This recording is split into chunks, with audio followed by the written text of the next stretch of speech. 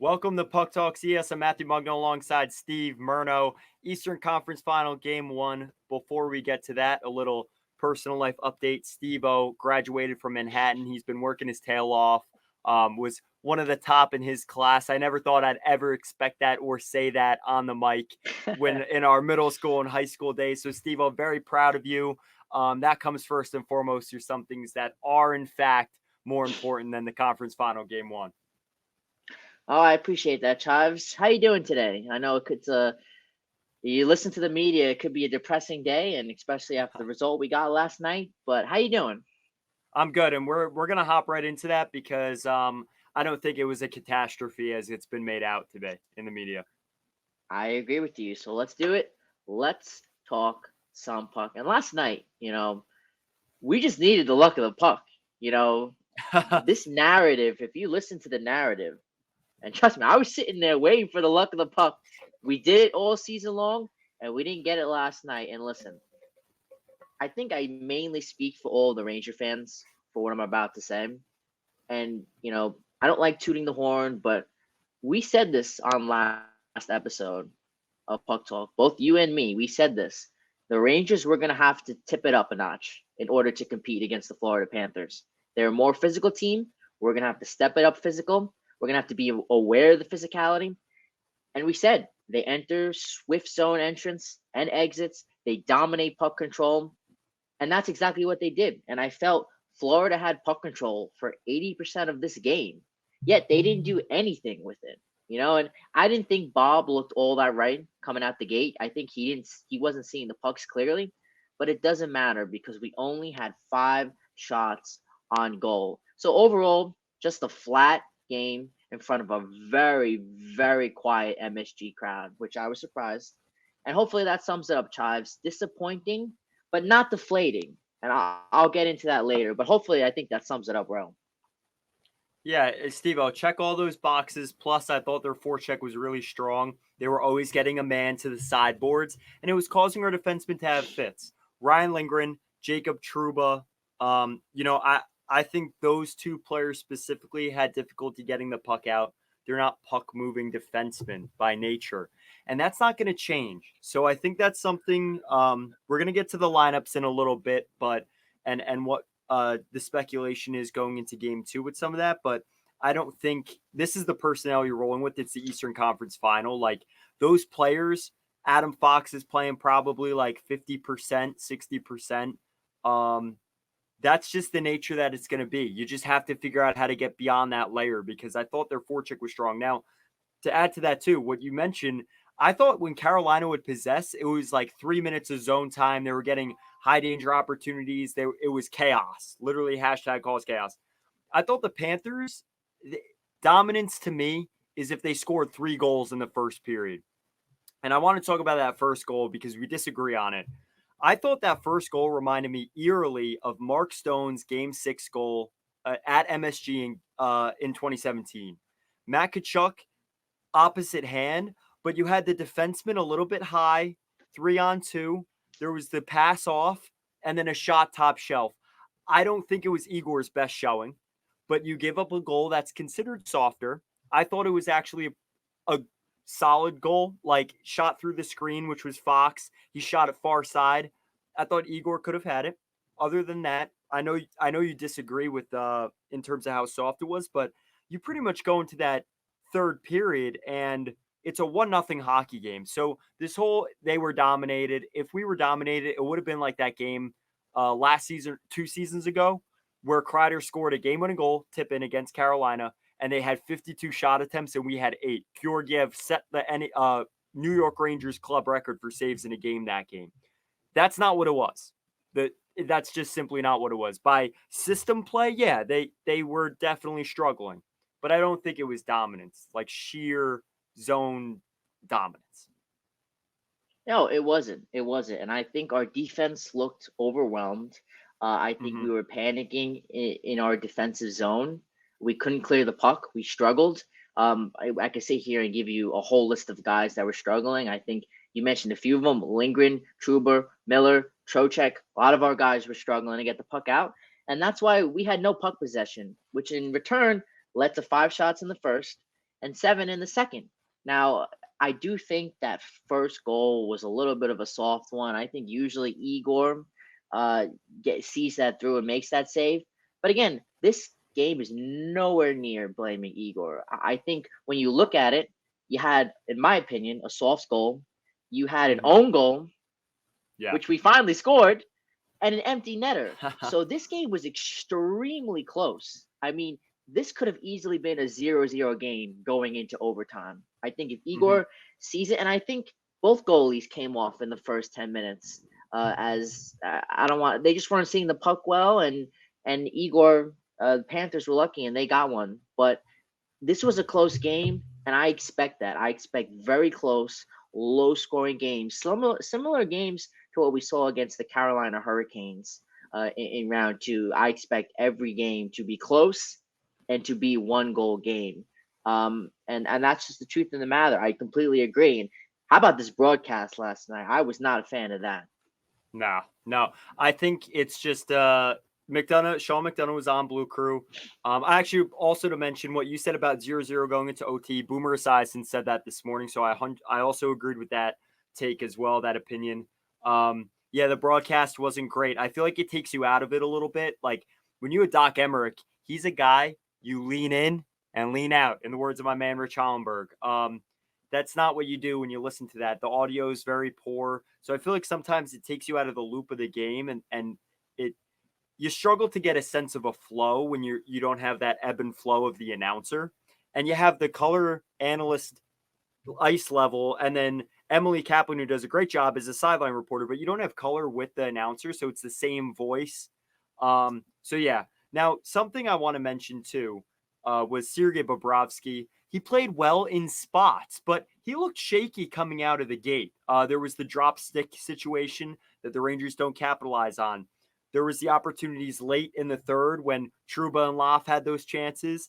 They didn't capitalize on that. And then the Rangers they get fortunate. And you mentioned the crowd. They got back into it with the waved off goal, which the Rangers, I don't know if we've ever seen them challenge a goal and it succeed. So that was like amazing to see in the conference final. But I also feel like this goes down as a moment, maybe not the Dan Girardi giveaway. You just don't want those bad moments like the Igor and Loff gaff in the conference final. Like if this is round one against the Caps, okay. But to me, this game reminded me of the 2015 Washington Capitals game one with the Joel Ward game winner. I know very different games in the sense that it was a little bit of a sleepwalk and the result is just now you're down 1-0 in a series that I think they easily can retake. 100%. And listen, I'm still confident. I still think the Rangers are going to win this series. I think, but we need to turn things around. You got to get this out of your head. We've now lost 3 of our last 4 postseason games, so we got to snap out of it real quick. And I think I trust Slava to make these adjustments. I don't think we need to be making crazy adjustments in lineup changes, and we'll get to lineup changes in a second because that does bother me. But I'm talking more about changes in approach. You know, you can't be passive against this team. You know, whether you're Panarin, whether you're a Roslovic or Kreider, you can't be out there skating figure eights, you know, trying to find open ice. You got to be able to enter in more swiftly. And what I mean by this is in the third period last night, you know, Gustafsson comes in, has a wide open lane for a shot, and he passes it on the outside to Kakko. Now that was a close shot, but again, I would rather Gustafsson take the wide open shot because Florida is so good at not giving up clean looks against Bob. And we weren't getting any clean looks, and there was an opportunity right there. And Panarin is just so disappointing. You know, how many times do we see him trying to weave into the zone and take on a 3-on-1, and that's not going to work. And Chytil too. A lot of our guys going into the zone. Chytil try to have a 4-on-1 at one point, and that's not going to work. You know, so our dogs didn't show up. Travis, how about Kreider? You know, we talk about him going into the rafters last game, and he has a -2 game. Panarin with a -3 game. I mean, to me, nobody showed up last night. I thought a few guys did. I thought I thought Truba for the most part was okay. I shouldn't say showed up in the same sense as that legacy game, right? But I thought there were a few guys that had a little more juice than some of the other guys on the team. You mentioned that Gustafson play. I like that because the first goal, Gustav Forsling steals the puck from Artemi Panarin or blocks the shot. That's a play that Panarin, if he kept his legs moving, he could have had a shot on goal. Yep. And rather, he pulled up to try and make the pass. I think he ran out of room, and that led the other way to a softer goal on Igor Shesterkin. And again, to mention, I think on most other goaltenders, if that's Ottinger, Skinner, even to a degree Bob, from what we've seen in the past, I don't think we're shocked that that goal goes in on them. I think we have a high expectation for Igor, and that's why it was so shocking. And he set that bar for himself for sure. But with that, again, it's one bounce here, one thing there, and you got to get shots on net. Especially, you said it all last episode, they're a team that's not going to give it to you. Valakette threw out all the stats in the pregame. This is a team you got to capitalize on your quality chances. Braden Schneider breakaway, Will Cooley breakaway, that Kako shot from Gus, Loft hitting the Lundberg had post. the open net. Exactly. And he's had open nets before. I actually wanted to mention with Wenberg because I think it's a good caveat into what we want to talk about with the lineup situation. I have a lot to say about that, and I know you do too. The Garden Faithful tweeted, brought myself to watch highlights of last night. Didn't realize how bad the Wenberg miss was. Echoes of Strome in Game 5 versus Tampa. I was just thinking that in my head. That's crazy. Now he mentioned he has 1 goal and 5 assists in 30 games as a Ranger, and this is my take, okay? Wenberg was not a guy we expected to score. Now, granted, you need him to score on those chances, and we've seen him miss an open net before. It does echo that, first of all, Game 5, very different game than Game 1 of a conference final. But second, why now is it, is the internet, the media questioning why a player like Wenberg isn't finishing? He hasn't finished in 30 games in New York, and I don't expect that from him. And I wouldn't, listen, he's a hockey player. He's a guy on the ice. You want him to put the puck in the net. I just think this blow up of Ron Duguay saying that Filip Chytil shouldn't play another game is nuts to me. Like, there's a lot of different heads saying a lot of different things. Sean Avery wants Rempe in as well. Steve-O, Larry Brooks just wrote that he thinks Wheeler should play over Rosovic in a column for the Post. Listen, I don't discredit any of these writers or analysts. Like, there's all different opinions, and I understand why. I think it's the system play and not this personnel on the ice. Do you agree with that? I agree 100%. And listen, I'm not discrediting anybody's take, but I think it's very simple. And I think you're going to agree with me. But fans are saying, we want Rempe. We want Rempe. You cannot play Rempe. You got to stick to no lineup changes in Game 2. And here's why. Because let's say you put Matt Rempe in the lineup. You're not curing or fixing anything that went wrong in Game 1. Rempe was out there in the Kane series, Chavs. He had 4 minutes of ice time, and he wasn't fighting anybody. You don't need Rempe. What you need, guys, are guys who are going to consistently have more chances on the boards, have the edge, and win the puck battles in the corners. And I think the best player to do that for me is Phil Chytil. And I think Chytil's got that pop. What he did in 2022 in the playoffs was out. I mean, if you go back and watch the highlights, it's crazy. And not only that, but it blows my mind that Kakko and Chytil on the ice. I mean, Kakko without Chytil is a completely different player. So you throw Chytil in there. I mean, Kakko looks like a brand new player for some reason. I mean, Kakko was getting opportunities left and right, So let's be smart here. I really don't think that's the case. And listen, guys, if you're telling me that 4 minutes of Matt Rempe on the ice is going to fix us and the problem of Game 1, and we're all of a sudden going to get more shots on goal, listen, I'm all for it. Let's put him out there. But I don't think that's the case. I'm being honest with you. I really don't. I think Rempe could be a momentum swinger, but I agree with everything you just said. To me, none of these lineup moves are moving the needle. If you play Blake Wheeler over Jack Roslovic, will it help? It could. And there could be a payoff. Matt Rempe, maybe sitting Chytil. The one thing I'll say about Phil Chytil, Phil Chytil would not agree to play or put himself in a position to be hurt, and the organization would not allow him to play. He is their future. He is one of their major future assets. And Arthur Staples said it on here. He didn't think he was going to return for the postseason.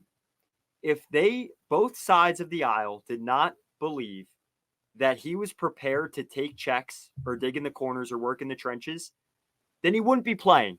So for the crowd that's saying, oh, he's not willing to get hit, he's out there. He's going to try and make an impact. And I don't think that the organization would put him out there if they thought he was going to get severely hurt again. And granted, he's taking that risk if he's going to play in the games. Aside from that, it goes to say the same. I even saw, questioning Zach Jones over Gustafson. I thought Gustafson actually looked all right last night. I think he's actually looked pretty good throughout the playoffs. I've been less critical of him than some outlets have been. I just don't see how any of these moves move the needle. This isn't like when Barkley Goodrow was injured in 22. He comes back into the lineup. He's a major penalty killer. He's an assistant captain. He's the guy you need in the playoffs, and he's proved that this year too. These are players that have returned from long-term injuries. Wheeler and Chytil have had limited ice time down the stretch. They're young players, not very, the fastest. That's Matt Rempe. I think Rempe could swing, momentum if he gets into the mix. Also want to mention, because you brought it up too to me, they didn't engage in the physical stuff, and that impressed me. That was brilliant by the Florida Panthers because most of the penalties last night were careless. They were not reckless, right? Yeah, I was shocked and Florida, you got to give credit to them, Chives. They are a really good team. And you know how they're a really good team? It's because they know that the Rangers' strength is not 5-on-5. It's the power play. And they ain't winning this series by being physical. They need to be disciplined. And they were disciplined last night. I was sitting there going, our next power play is going to change the tie. We could be 1-1, our power play's cooking. And you know what? They didn't give it to us. They gave us a power play, but it was split between the second and third intermissions. So we weren't doing anything off of that. And then we got another power play, and they shut us down. So you got to give credit to them. And again, the Rangers, we can't go 1 for 5 on the power play because if we're not going to get this many shots, we need to connect on every single opportunity that this team gives us. I mean, we can't have no laziness, no sloppiness. And I'll tell you what, Chives, I'm a little sick with our boy Adam Fox. On the power play, I mean, he was very sluggish, and not only on the power play, but throughout the whole game. Two players that I'm not very high on at the moment. Both of them have not been playing well. Adam Fox, and we discussed this a lot on the last episode. But Jimmy Vesey as well. I thought Jimmy Vesey had a horrible game. He should just get the crown of king of icing because that's all he does when he's on the ice is just icing the puck. Steve-O dropping the hammer. Okay. No, I respect that. I think, listen, there were players that did not have a phenomenal game, but I think what Trouba said in the locker room after the game is exactly it. By the way, for those who don't know, Jacob Trouba, especially in the playoffs, you're going to hear a lot from him because they usually have his media availability in these situations when there's an own goal, when there's things of that nature. He's going to be the guy that's going to be media available and media ready to answer those questions. I liked what he said about Lafreniere's play. I thought Lafreniere had a really solid game. Like he looks like a first overall player. He looks like a top tier player. With that said, major gaffe. A miscommunication with the goaltender playing the puck, whoever you want to blame, at the end of the day, I like what Trouba said, turn the page. You have to turn the page. And he said, I'm sure he's done it already. And that's good. That's a confident locker room because if you go into game one or, you're coming out of game one and granted his body, what am I saying here? His body language. Like Lafreniere's body language will show if it's wearing on him in game 2. And I don't think he's going to come out that way. He's a very confident kid. And I think at the end of the day, that's what this team needed to do after game 1. I think if we really want to put a bow on it, it's like this team, they didn't play the best. I don't think they were dominated as the narrative has been written. and they just need to come out and be better in game 2. And the best way I could describe it is how I know very different team, but in 2015 against the Capitals, that Joel Ward game winner with like 15 seconds left, it was a stinker.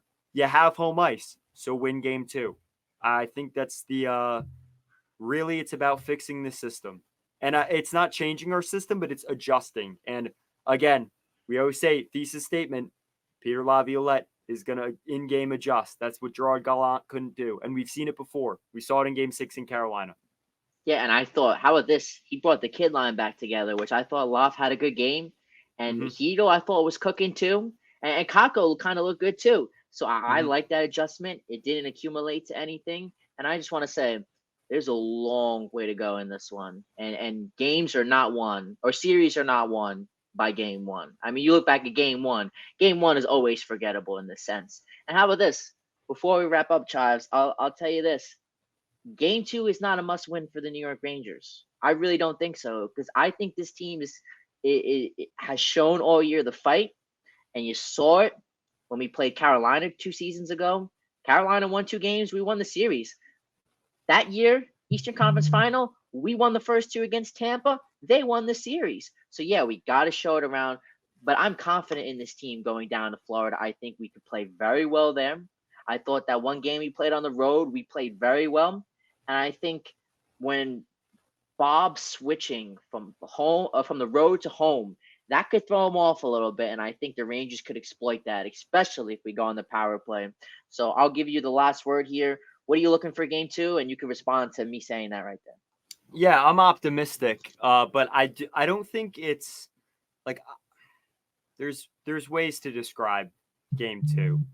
I don't think it's must win, but I don't think this team is the 2022 Tampa Bay Lightning. And that's not a knock on the New York Rangers. And the 94 comparisons have been very common throughout the postseason. This team does not have a Mark Messier that's put this team on my back. And listen, Kreider has had definitely shades of that. Game 6, he really went off in that Carolina series. But I don't think this team is playing a team that, went through 2 game 7s. That was what the Lightning was facing. They found their groove. They got their legs back. I don't think the Rangers are a team that are going to win 4 straight. I think they're in a good position right now to win 4 out of the next 6. But 4 straight, that's tough. And Bob, I don't think he blew me away. There were some people that with his the statistic goal saved above expected, they were really kind of talking that up. I think if 1 or 2 of those gets by him, it was anyone's game. And I agree, power play is going to be a major factor. Was not very impressed with it. And listen, it struggled before Kreider's tipping goal. I think they went like 1 for 8 in their last 9 against Carolina to end that series. So the adjustments are going to be all around. And I think, like you said, where the Rempe conversation was relevant was getting the crowd into it. It wasn't a library. We don't know because the broadcast wasn't great with the audio. But I do think at the end of the day, they could get the crowd in it. You can really make some noise and feed off that energy. So I think that's the last bit there. And I'm excited to see what's in store game 2 Memorial Day.